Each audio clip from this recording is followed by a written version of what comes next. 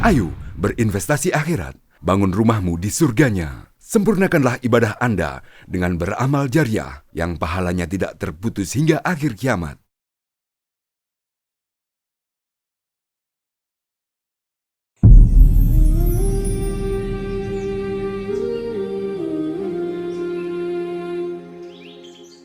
Assalamualaikum, bismillahirrahmanirrahim. Assalamualaikum warahmatullahi wabarakatuh. Assalamualaikum Pak Haji. Assalamualaikum warahmatullahi wabarakatuh. Pertama sekali terima kasih banyak ini Pak Haji bisa berkenan hadir di studio podcast Masjid Raya Al-Akbar Sorong. Alhamdulillah di kesempatan berkah ini kita bisa berbagi pengalaman, diskusi dan banyak hal terkait dengan konsep keumatan tentunya yang barangkali memang lebih banyak melihat pada sepak terjang Pak Haji. Pemirsa jangan kemana-mana, kita masih bersama dengan Pak Haji. Untuk pemirsa di Sorong Raya tentunya tidak asing dengan Pak Haji yang satu ini karena beliau betul aktif di dunia dakwah juga di pergerakan perpolitikan di Kota Sorong juga di Sorong Raya tentunya. Yang barangkali pemirsa yang ada di luar Sorong Raya nanti sama-sama dengan kita akan lebih dekat bersama dengan Pak Haji Taslim. Baik, sekali lagi terima kasih Pak Haji, Masya Allah. Berkah insya Allah. Apa ini Pak Haji? Memulai dengan diskusi kita yang ringan ini, santai saja Pak Haji, terkait dengan bagaimana konsep pengembangan mengawinkan. Ya, artinya antara dunia politik, artinya kita pakai siasah tentunya, dengan konsep dakwah. Tentunya ini sebuah nilai yang tersendiri karena pasti akan berhadapan dengan banyak hal-hal yang ditemui di lapangan dan dengan kemajemukan yang ada. Mungkin sebelum itu mungkin dari start awal Pak Haji mulai bangkit ada girah untuk bangun nilai-nilai dakwah dalam Islam dan dalam dunia politik itu. Kita bicara flashback dalam sejarah Pak Haji kira-kira seperti apa? Ya. Secara pribadi pergerakan dakwah itu mulai sekitar 2003-2004. Oh, 2003. Nah, pada saat itu kan yang menonjol masa reformasi itu adalah Dr. Amin Rais. Ya. Ya. Jadi pada saat itu kita masih muda-muda, pada saat itu kan sangat menyentuh. Jadi Pak Amin Rais itu adalah lambang perubahan pada saat itu sehingga kita tertarik dan kemudian tokoh reformasi lah kira-kira. Pada saat itu juga di rumah saya di masjid ada Masjid Al-Hikmah ya, itu ada kajian keislaman. Di situ saya mulai ikut dan kemudian 2004 itu saya bergabung dengan Partai Keadilan Sejahtera. Ya. Tapi tunggu Pak Haji, kita sebelum jauh. Mulai ketika Pak Haji ingin hijrah ke Sorong ini dulu. Kira-kira ada konsep apa dalam pikiran ketika hijrah ke Papua? Oh ya, pada saat itu sebenarnya ke Sorong itu murni bisnis. Oh, murni bisnis. Karena mengikuti keluarga, saya punya keluarga besar di sini dengan Haji Arianto Husni. Ya, itu di tahun berapa itu Pak Haji? Mulai menginjakan kaki di? Saya ke sini kan 1988. 88 ya? Ya, 88. Itu sudah menjaga kaki di Sorong. Tentu kondisi dulu dan sekarang sudah beda jauh ya. Jauh beda ya. Jadi saya awal-awal itu kan saya fokus di dunia usaha. Di pasar sentral.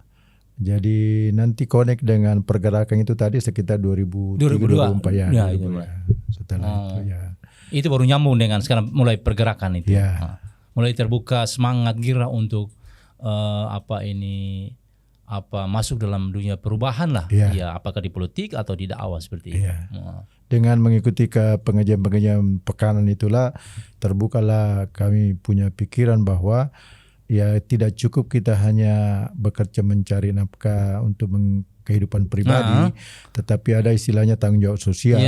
Bagaimana agama ini bisa kita sebarkan kepada masyarakat. Dan karena itulah yang menyemangati kami sehingga apalagi kita tinggal di Papua ini berbeda dengan di Makassar atau di Jawa, itu beda situasinya berbeda. Betul, artinya memang akhirnya pada kesimpulan memang tidak cukup untuk memenuhi kebutuhan pribadi, keluarga, tapi juga harus meningkatkan kepekaan sosial ya. Ya, kalau kita kembali ke agama itu kan memang pahala daripada ibadah sosial itu jauh lebih besar daripada hanya kepentingan pribadi. Misalnya saya berusaha kemudian dapat uang, saya sholat di masjid, sendiri mungkin puasa Senin Kamis, begitu cukup. Ternyata dikalahkan oleh amal sosial yang luar biasa. Jadi di dalam Al-Quran itu kan jelas di surah Al-Munafikun bahwa kita disuruh orang yang sudah meninggal itu kan ingin kembali betul, ingin berbuat soleh, beramal soleh. Ya, beramal soleh. Betul. Tapi sudah terlambat. Maka kesempatan, karena permintaan cuma itu ya Pak. Maka kesempatan masih bisa hidup, bisa berbuat, kesempatan untuk berbuat. Nah, mulai dari situ start itu Pak ya. Nah, itu kemudian langsung terjun dalam dunia dakwah atau masuk ke dalam dunia pergerakan politik? Ini bersamaan. Karena PKS ini kan dia partai dakwah. Oh begitu. Ya, memang banyak masyarakat dakwah sambil berpolitik, bukan berpolitik. Jadi memang masyarakat banyak bertanya-tanya kok bisa partai tetapi juga dakwah. Nah, ini kan agak tabu. Tapi saya semakin ke dalam kami masuk, ternyata kita temukan bahwa dakwah ini adalah perintah Allah yang harus kita laksanakan sebagai khalifah ya. Nah, karena itu agar dakwah ini bisa berjalan bagus, maka harus ada payungnya. Payungnya itu adalah politik. Itu masalahnya. Jadi kalau misalnya siapa yang menguasai politik, pemerintahan ini, kehidupan ini kan orang-orang politik. Menjadi wali kota, menjadi gubernur, menjadi presiden kan orang politik. Betul. Nah, karena itu menjadi PR kita. Kenapa PKS ini adalah partai dakwah? Karena itu dipastikan bahwa orang-orang yang terjun di kepemimpinan ini adalah orang-orang yang harus punya kafaah syar'i, orang-orang yang punya integritas tinggi. Itu yang diinginkan sehingga pengelolaan pemerintahan itu menjadi sesuai dengan harapan. Benar. Ya baik Pak. Lalu kemudian Pak Haji setelah kemudian berjalan, ini kan sudah dengan semangat kira di politik, semangat dakwah bangkit. Nah, kan saya tahu juga Bapak Haji kemudian sekarang aktif di IKADI. Nah, konsep Pak Haji terkait menghadapi dalam dakwah khususnya nih Pak, dengan komunitas umat yang plural, artinya banyak juga bersuku-suku yang ada di Sorong, di Papua ini kira-kira bagaimana Pak Haji? Jadi begini, saya itu berusaha mengedepankan profesionalisme. Ya, walaupun saya pengurus partai, bahkan saya juga pengurus IKADI, ya kita bekerja sesuai dengan tupoksi masing-masing. Dan saya berusaha bekerja apa adanya, artinya saya berusaha berbuat yang terbaik. Ya, kalau misalnya masyarakat menilai itu adalah positif, ya tentu misalnya ketika saya dicaleg ya orang pilih. Iya betul. Nah, jadi kita memang diperintahkan ya bagaimana bekerja persembahkan yang terbaik, karena itu memang perintah yang kita sebut dengan ihsan ihsan. Karena dalam beramal soleh itu kan memang ada 3 syarat. Yang pertama adalah ikhlas, yang kedua adalah ihsan, yang ketiga adalah itqom itu profesional. Kalau ketiga prasyarat ini dikedepankan dalam bekerja, maka pasti kita punya modal sosial yang banyak, ya, yang luas, sehingga masyarakat mengenal kita. Yang dikenang adalah kebaikan. Maka ketika kita memerlukan sesuatu, pasti masyarakat mendukung. Ya, benar sekali. Nah ini Pak Haji kan sudah kemudian dari sisi pergerakan, begitu masuk ke dunia dakwah, dia nyambung dengan pergerakan dunia politik ini kan, karena memang partai yang mendukung untuk pergerakan itu. Nah, komitmen keumatan di partai itu sendiri seperti apa Pak? Karena kan kalau kita melihat di PKS itu sekarang kan dia modelnya itu juga ada teman-teman yang non muslim di dalam. Kira-kira konsepnya itu bagaimana untuk bisa berjalan seiring gitu? Sebenarnya program-program yang ada di partai itu adalah memang semuanya program keumatan. Ya, jadi kan ada 2 program itu, ada program internal yang disebut dengan kaderisasi ya. Jadi pembekalan untuk seluruh anggota PKS. Terus yang kedua program keluar yang disebut dengan program keumatan. Jadi setelah kita dibekali di dalam, maka kita keluar tadi berbuat yang menolong masyarakat, membantu masyarakat, mengadvokasi masyarakat. Apalagi misalnya kalau kita sudah jadi pejabat publik, otomatis memang kewajiban untuk bagaimana memperhatikan aspirasi masyarakat sehingga kita hadir di situ memberikan solusi. Solusi, betul. Terkait dengan non-Islam, partai ini adalah partai nasional. Ya. Siapapun bisa masuk menjadi misalnya di Maibrat itu pengurusnya 100% teman-teman Muslim ya, non-Muslim. ya. Tidak ada masalah. Iya. Karena memang kita kedepankan tadi humanisme, kita kedepankan kebersamaan, kita kedepankan kejujuran, pembelaan kepada masyarakat, dan masyarakat Maibra juga connect dengan itu ya. Mari jadi pengurus. Bahkan dia tanpa kita minta dia datang di Sorong mau jadi pengurus ya, karena mungkin dia lihat sepak terjang PKS baik di sisi daerah maupun nasional, dia lihat sehingga dia tertarik mau jadi pengurus, silakan, tidak ada masalah. Ya. Jadi artinya inti sasarannya bagaimana terjadi perubahan dan semua membangun peradaban bangsa yang lebih baik ke depan. Jadi, kami punya prinsip begini, bahwa memang segala sesuatu itu mulai dari pemimpin. Ya. Nah, pemimpin ini kan pejabat publik ini, pemimpin ini politik ini. Nah, karena itu kalau hari ini kita melihat Islam, kenapa Islam sekarang ini misalnya kalah, tidak bisa berbuat banyak karena lemah dari sisi kepemimpinan. Ya. Siasat kita mungkin yang masih lemah ya. Sebenarnya atau apanya? Kepemimpinan itu kan banyak masyarakat tidak memahami dengan baik. Misalnya di rumah tangga, itu kan Allah sudah memberikan pelebelan bahwa di rumah tangga itu harus ada pemimpin. Ya.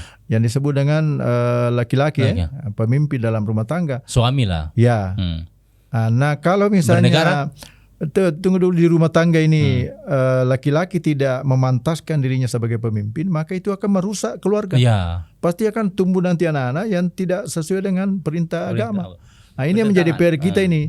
Betul. Artinya sebagai suami dalam Islam, mari kita memantaskan diri sebagai pemimpin dalam rumah tangga, sehingga kita punya kata-kata, kita punya aturan itu diikuti oleh organisasi yang ada dalam rumah tangga itu. Nah, kalau itu sudah terbentuk rumah tangga kokoh, maka dia nanti keluar menjadi RT yang bagus, yang bagus, lurah yang bagus. Itu kan terdiri dari organisasi keluarga yang kecil-kecil yang bagus-bagus itu. Ya. Tapi kalau hari ini kan sebaliknya, karena kepemimpinan tidak tegak. Benar, istri banyak zalim kepada pemimpin, kepada suaminya, sehingga keberkahan tidak turun. Maka anak tumbuh menjadi liar, tidak bisa dia. Ini berpengaruh kepada lingkungan tadi. Iya, berpengaruh. Betul. Apa yang membuat banyak kenakalan sekarang ini? Karena anak-anak tadi, orang tua juga tidak pusing menghadapi situasi, apalagi dengan adanya HP seperti ini, yang banyak pengaruhnya. Orang tua lepas kontrol. Ya, orang tua kan kalah pengaruh dengan HP. Membuat pusing dia dan yang terjadi. Jadi itu bagaimana siasat itu, Pak. Membangun dari hal yang kecil, kemudian lingkungan, terus sampai dengan berbangsa dan bernegara. Iya, dan itu semua patokannya adalah pemimpin. Karena itu memang dalam memilih pemimpin itu harus diperhatikan baik. Karena dalam Islam itu kan, bayangkan kalau kita membaca sirah Nabi, misalnya ketika Nabi meninggal itu kan, kalau menurut kita kita yang harus pikirkan adalah menguburkan jasa mulia Rasulullah. Ini tidak. 2-3 hari itu kan sahabat stuck itu. Berproses dan kemudian berdiskusi siapa gerangan yang menggantikan kepemimpinan Rasulullah. Saking pentingnya itu. Saking pemimpin tidak boleh ada kosong. Karena kalau kosong tidak ada pemimpin, ya bisa terjadi sesuatu yang tidak bagus. Carut marut di mana-mana karena. Itu menandakan bahwa dalam Islam itu penting, sangat penting tentang siapapun agama juga pasti merasakan pentingnya itu kepemimpinan. Pemimpin yang berkualitas tentunya. Berkualitas, berintegritas. Dan juga punya pengikut, sehingga ketika dia mengatakan A, semuanya menjadi A. Ini yang menjadi PR bagi kita sekarang. Ini kan kepemimpinan yang ada sekarang ini bukan hanya di keluarga, tetapi juga di masyarakat.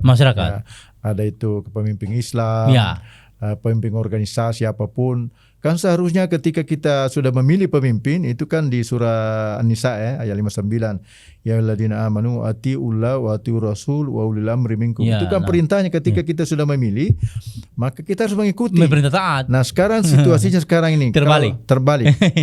Kita sudah memilih dan kita tidak mengikuti. Berarti kan di sini ada dua masalah. Masalahnya ada pada pemimpin itu sendiri yang kita pilih, Ya. atau ada pada yang memilih. Yang memilih. Nah, itu mari kita cross check masing-masing. Betul. Yang Ini kedua, persoalan mendasar ini. kepemimpinan ini adalah hajat kita bersama. Ya, ini penting nih kita. Saya ketemu Ya. dengan teman-teman. Ya. 2024 ini mari kita mengambil peran. Jangan Ya, hanya penting. mencoblos selesai pulang ke rumah, Bisa tidak. karena situ ada amanah ya. Yang kita lawan ini kecurangan. Ya. Kalau misalnya dipastikan pemilu ini jujur, oke silakan coblos, kita tidur-tidur Iya. aman. Tapi kan kita lihat kecurangan jelas. Iya, benar sekali. Ada pepatah mengatakan bahwa kejahatan itu akan terus berlangsung bukan karena kejahatan yang hebat, tapi karena yang baik diam. Benar. Orang-orang baik diam. Betul. Tidak mau mengambil resiko, dia diam, sehingga kejahatan sama. Betul. Coba lihat misalnya orang begal. Orang begal itu berapa orang sih? Cuma 2-3 orang kan? Iya. Yang lewat itu berapa banyak? Iya, Tapi semuanya betul. diam. Itu resiko. Merasa- Coba kalau misalnya kayak kita lihat di video-video Iya. YouTube itu langsung tabrak dia. Ada respon semua ya. Langsung tabrak dia yang Iya. begal itu. Maka kalau itu dia lihat yang mau membegal itu kan dia berpikir, wah, Iya, betul. ada ketakutan. Tapi karena kita semua diam, dia tambah berani. Iya, merasa itu bukan sudah. Itu yang terjadi. Ini menjadi pikiran sebetulnya, pikiran dasar kita bagaimana ingin membentuk satu sistem berbangsa dan negara yang lebih berkualitas, lebih baik. Ya. Nah, Pak Haji, untuk di dunia dakwah, nah sekarang dalam kesan di Papua ini selama Pak Haji di Papua, nah mungkin ada kesan-kesan tersendiri terkait dengan pergerakan dakwah, pengalaman yang paling, artinya sudah berapa kali setelah dievaluasi pribadi, apa kira-kira persoalan yang paling yang ingin di Yang saya sering sering komunikasi dengan terutama pejabat di Papua juga ini, saya sampaikan begini. Ada hal yang perlu kita perbaiki adalah tentang pola integrasi.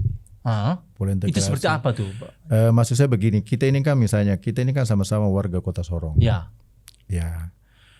Kalau warga Kota Sorong harusnya kita sama-sama warga ini, kita tidak saling mencurigai. Benar. Ya, mari kita sama-sama membangun Kota Sorong dengan hati saling sayang menyayangi. Jangan ada semacam kecurigaan bahwa kami ini dicurigai karena bukan asli Papua. Itu tidak boleh. Nah, karena itu saya menginginkan supaya dibuat peraturan daerah terkait dengan bagaimana membangun kebersamaan, terus integrasi.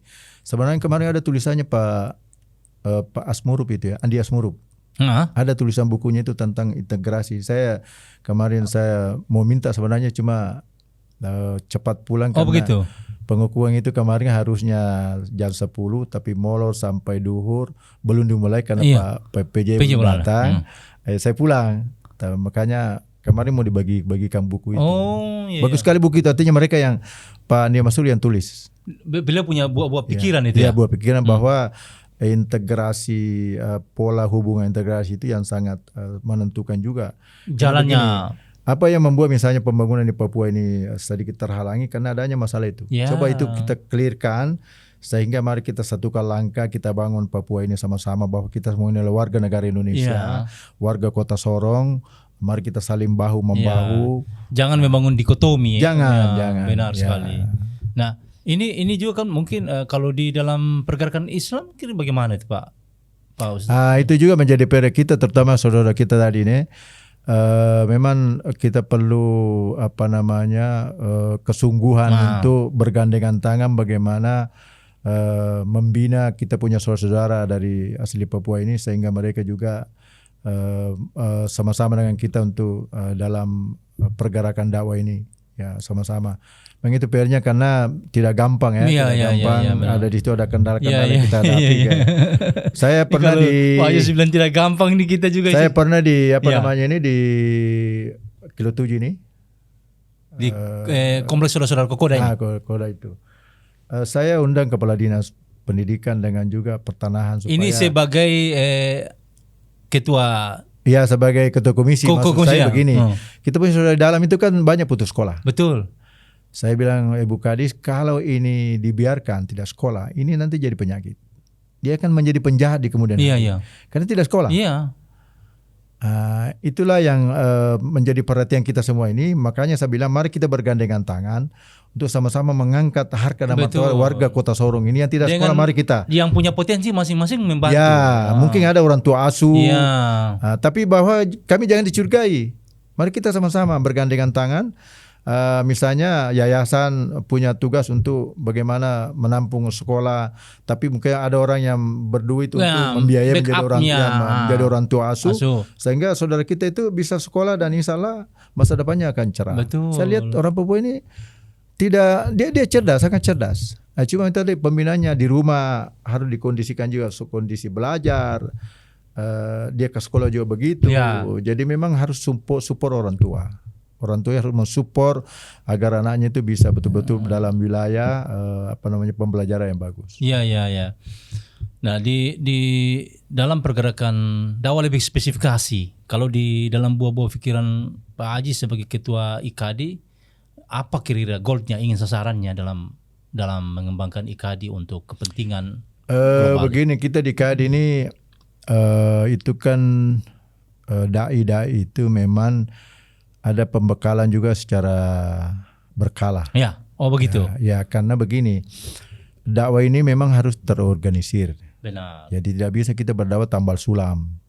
Ada orang panggil kita datang, orang panggil. Jadi memang harus ada konsepnya, ada petanya. Bagaimana peta dakwah di Kota Sorong. Nah, ini yang enak ini, peta dakwah ini. Peta dakwah Kota Sorong ini, sehingga kita membuat program kegiatan itu berdasarkan peta kondisi yang ada. Ya. Jadi bukan kita tambah sulam tadi, tidak sifatnya seremoni begitu. Bukan begitu, tapi betul-betul terorganisir, terukur. Programnya tadi itu menyentuh masyarakat, sehingga insya Allah secara bertahap kualitas keagamaan masyarakat itu bisa naik meningkat. Ya begitu. Jadi yang paling penting tadi itu, jadi dai-dai dari IKADI itu memang kita bina sedemikian rupa terus menerus.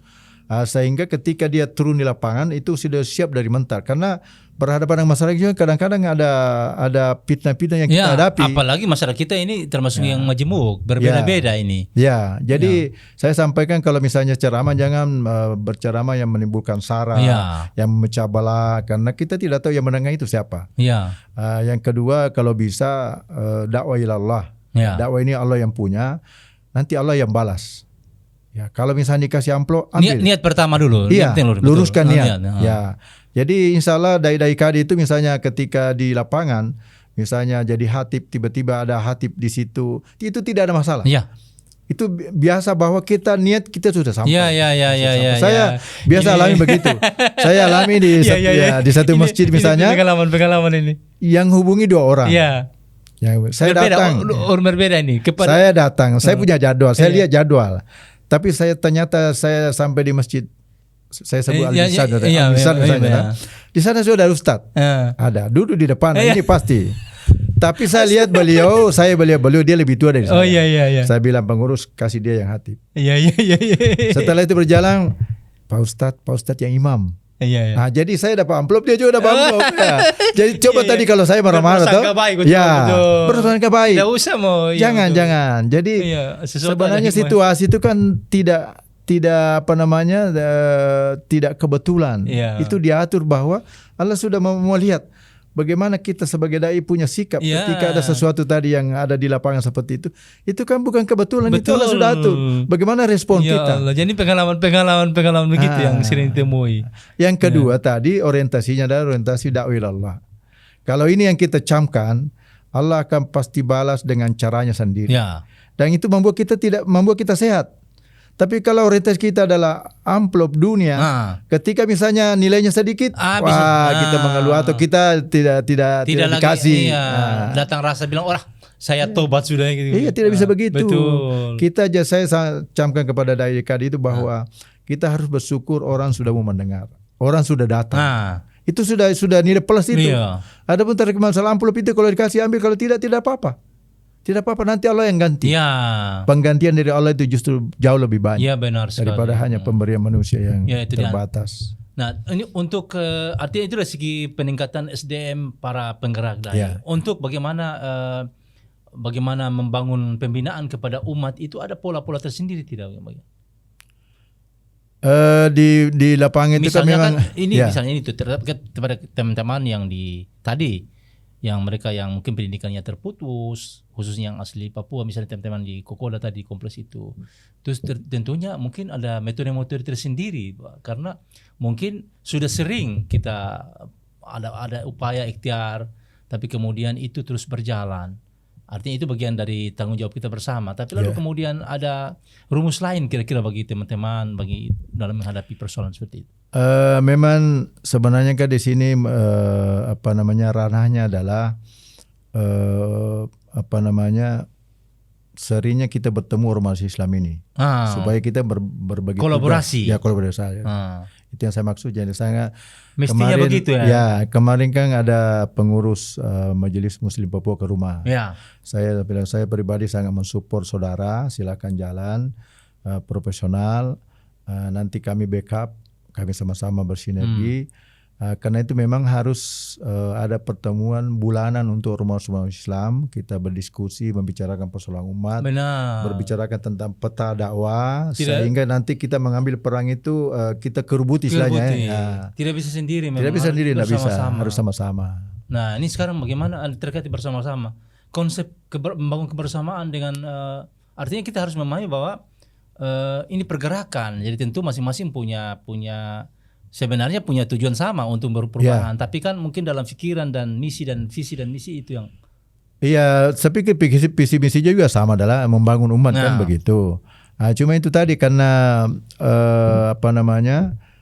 koordinasi yang kurang, terus pertemuan kita kurang secara berkala. Yang ini harus kita galakkan kembali. Misalnya kemarin peringatan Tahun Baru Hijriah, itu kan. Di sini dilaksanakan di Mesir Raya juga ada gerak jalan yang dibuat. Kalau misalnya itu disinergikan kan bisa misalnya semua jalan lebih besar waktu yang berbeda misalnya tanggal 1 Muharram terus yang PHB ini misalnya berikutnya. Caranya apakah memajukan atau memundurkan. Tapi semuanya kita backup sehingga caranya besar karena itu kan kepentingan kita semua. Betul. Karena itu memang sebetulnya. Saya kemarin sudah bicara dengan Kepala Kemenak untuk kedepannya Bapak undang ormas-ormas kita duduk bersama untuk bagaimana supaya Majelis Ulama Indonesia sebagai induk, ya mari kita memposisikan diri sebagai Majelis Ulama Indonesia, begitu juga Muhammadiyah, NU, PHB dan seterusnya. Sehingga itu tadi kalau semua kita bicara baik ini kan bisa terurai tadi masalah ini sehingga kita hadir dengan posisi kita masing-masing. Iya benar-benar. Ini yang persoalan mungkin ya memang kita harus memperkuat di basis itu ya. Ya makanya kalau bisa memang Mesir Raya ini sebagai basis sentral. Kalau ada ruangan setiap bulan kita kumpul. Harusnya kan begitu. Dulu kan pernah ada dulu waktu almarhum Al-Muttalib Silehu ya. Nah, itu kan bagus sekali pada situ. Memang sebetulnya memang harus dihidupkan. Iya. Ada semacam rutinitas sharing, sharing. Sehingga persoalan-persoalan keumatan ini bisa terus di. Misalnya kemarin dengan hadirnya Wapres. Iya. Itu kan kalau misalnya kita ormas Islam ini lebih siap, ya tentu apa yang kita sampaikan juga pasti berkualitas. Iya benar. Tapi karena kita tidak ada persiapan sehingga datang, ya begitu.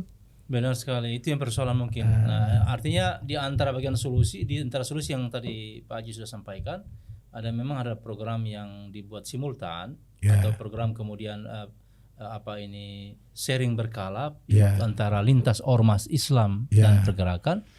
Kemudian dalam rangka mengurai persoalan keumatan ya. Nah, kalau dalam pergerakan itu kemudian indah kalau kemudian terjadi kolaborasi tadi. Karena kalau kita berjalan sendiri tentu tadi pasti akan ada penilaian-penilaian lain di tengah-tengah kemajemukan ini. Padahal persoalan kita banyak yang perlu diselesaikan. Apakah dari dunia pendidikan ataupun ekonomi kita yang carut marut. Kalau di samping pergerakan dakwah yang mungkin peningkatan SDM para dai, ada program yang kira-kira lebih misalnya di ekonomi atau yang lain di KD seperti apa? Iya, juga ada program itu sebenarnya begini. Jadi masyarakat yang ekonomi lemah itu kan biasanya masalahnya itu ketika kita ajak belajar agama, selalu orientasinya adalah saya bekerja. Alasan. Karena itu memang IKADI bekerja sama dengan Yakesma sebagai pemodal. IKADI ada juga program itu. Ada. Di KSM itu ada modal usaha. Walaupun nilainya tidak banyak. Ya. Nanti bagian IKADI itu adalah setelah mereka menerima modal itu, kemudian dia bekerja. Nanti secara berkala, apakah satu minggu atau 2 pekan, kita kumpulkan semua itu dalam bentuk pengajian. Ya, dia penyegaran bagi penerima modal. Ya.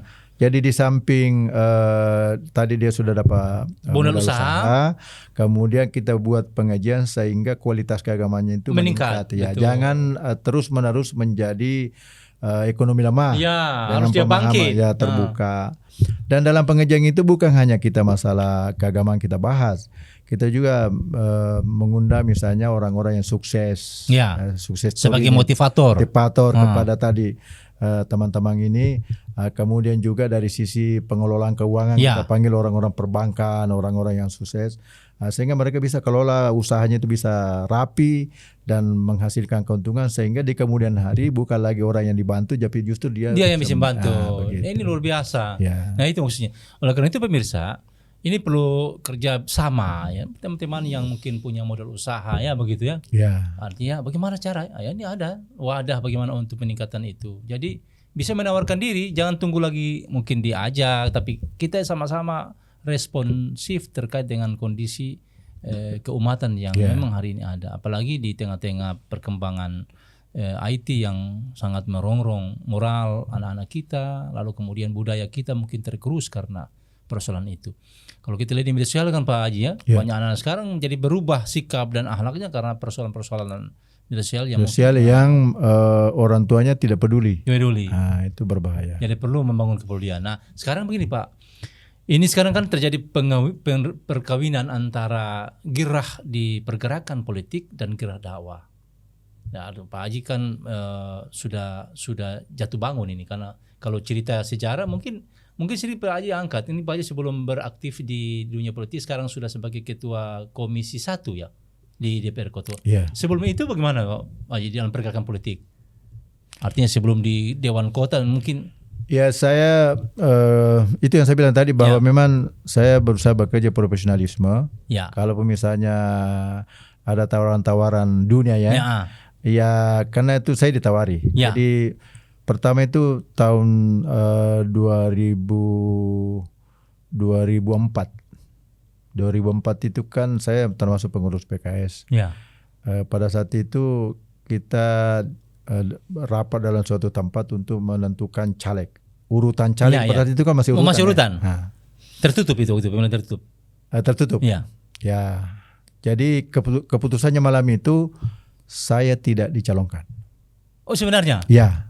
Karena memang kita di PKS itu ditabu untuk mengajukan diri. Oh begitu. Ya, jadi ada kita punya pimpinan yang menentukan kamu urut 1, 2 dan 3. Dan pada saat itu saya tidak dicalonkan. Ya, saya tidak protes. Saya berprasangka baik. Mungkin pimpinan menginginkan saya itu di posisi lain. Saya diam saja. Subuh saya tidur, terus subuhnya itu saya ditelepon oleh pimpinan, Pak Haji merapat ke lobi Hotel Meridian. Karena sih pada satu-satunya hotel pada itu kan Meridian. Iya betul. Masih ya. Pak Haji setelah kita melihat pergerakan perpolitikan di Kota Sorong ini, Pak Haji harus masuk di caleg, tapi caleg provinsi. Oh begitu? Ya, nomor urut 2. 2009. 2009 itu? 2009, ya saya ingat. Setelah pemilu, ternyata saya yang terpilih. Tadi yang pengurus daerah ini tidak terpilih. Coba misalnya kalau saya berontak kepada saya ini kan pengurus masa saya. Iya. Ini karena semua Allah berikan ada hikmahnya besar. Iya, jadi begitu. Justru saya terpilih tadi ini di urutan 1, 2 tidak. Pada saya di provinsi saya urut 2. Saya yang terpilih. Alhamdulillah. Jadi yang saya bilang itu mulai start di provinsi itu. Provinsi. Mengembangkan diri di dunia politik, kemudian masuk terjun sebagai anggota dewan. Ya.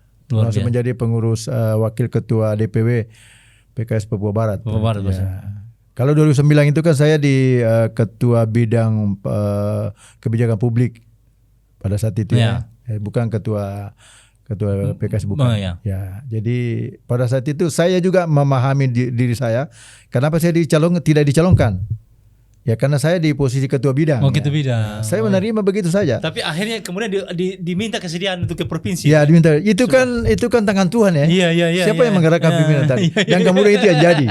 Ya, itu yang jadi. Maksud saya tidak ada siapa yang mengatur semuanya. Ya. Jadi maksud saya kalau teman-teman apa kita di organisasi, masuk di KKSS, dimanapun saudara berada, kerja profesional.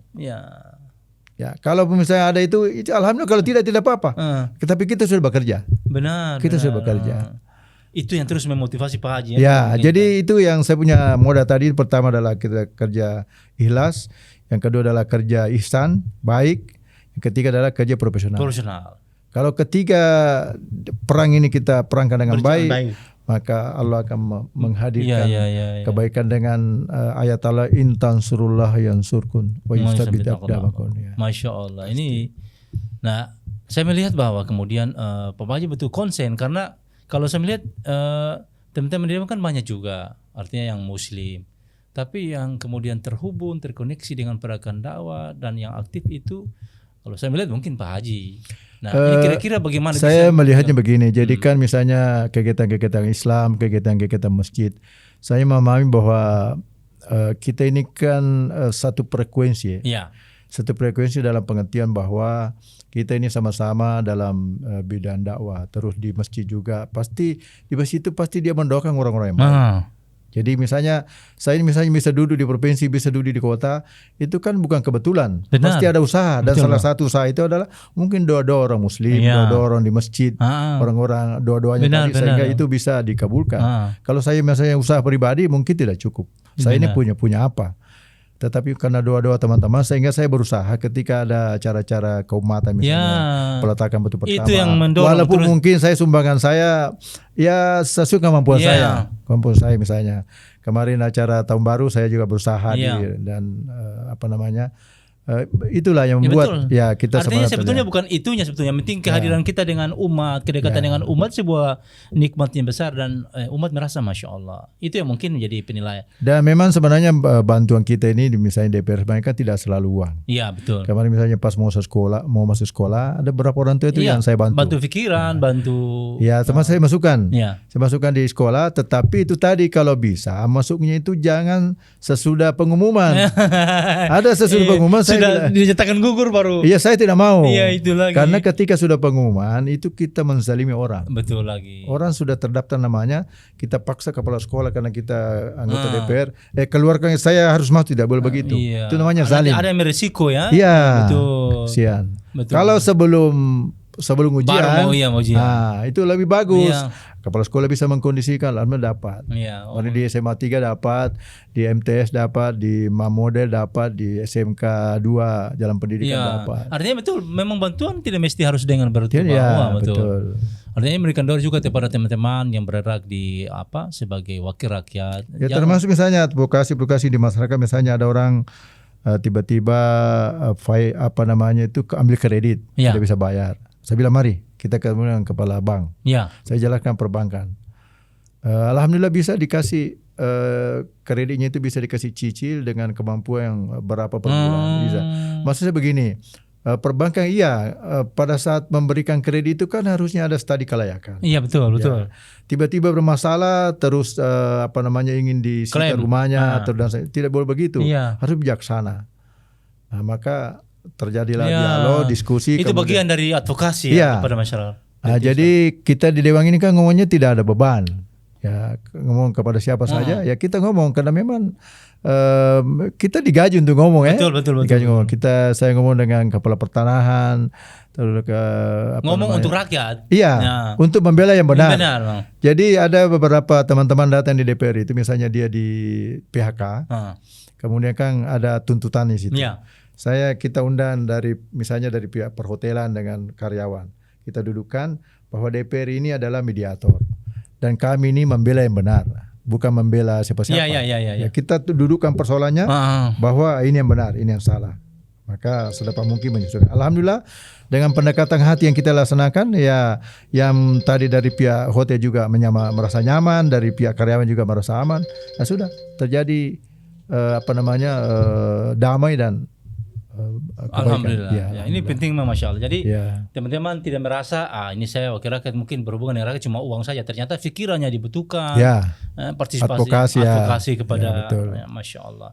Jadi Pak Haji, di ujung pembicaraan kita ini mungkin ada penyampaian untuk umat ini bagaimana untuk kita bisa pertama punya pikiran yang lebih jelas bagaimana terkait pemimpin masa depan. Ya. Yang pertama begini, mari kita sebagai umat yang beragama artinya untuk momen-momen menjelang 2024 ini kita sangat berharap hadir pemimpin yang baik. Ya. Yang akan memimpin dengan mensejahterakan masyarakat. Karena itu mari kita semakin mendekatkan diri kepada Allah, memperbanyak beribadah kepada Allah, banyak berdoa, banyak berzikir. Yang kedua, khususnya umat Islam dan juga warga Kota Sorong, mari kita saling bahu-membahu, mengedepankan persatuan. Ya. Bapak-bapak, ibu-ibu yang punya anak, misalnya kalau jam-jam malam anaknya tidak perlu penting lagi keluar, tolong jangan dikasih keluar karena menimbulkan masalah dan masalah itu pasti berinteraksi kepada yang orang lain. tuanya. Benar sekali. Yang ketiga, mari kita bekerja profesional dengan seluruh bidang, misalnya kepolisian bekerja profesional, kejaksaan profesional, di pemerintah Kota Sorong juga profesional, di DPR juga begitu. Maka kalau semuanya itu kita kedepankan, maka kita akan hadirkan hasil yang baik dan demi untuk kenyamanan kita bersama. Kota hidup di Kota Sorong ini damai, aman, kita bisa karena bekerja dengan terhindar dari semua kepentingan kan, kita utamakan kepentingan yang lebih umum. Masya Allah. Betul, itu yang penting. Masya Allah, barakallah. Ini Pak Haji, kita ingin cerita lama-lama ini sebetulnya dari waktu kita. Nanti insya Allah di momen momennya kita undang lagi Artinya sekarang ini sebagai tokoh umat mungkin nanti ada dengar pendapat terkait dengan ketua komisi 1 di DPR. Boleh ada gitu. Barakallah. Terima kasih banyak Pak Haji. Sama-sama. Dan bersama dengan kita insya Allah. Demikian, terima kasih. Assalamualaikum warahmatullahi wabarakatuh. Assalamualaikum warahmatullahi wabarakatuh. Ayo, dukung media dakwah Masjid Agung Al-Akbar dengan ikut berdonasi pengadaan alat multimedia dan operasional dakwah. Usia boleh terputus, pahala jariah mengalir terus.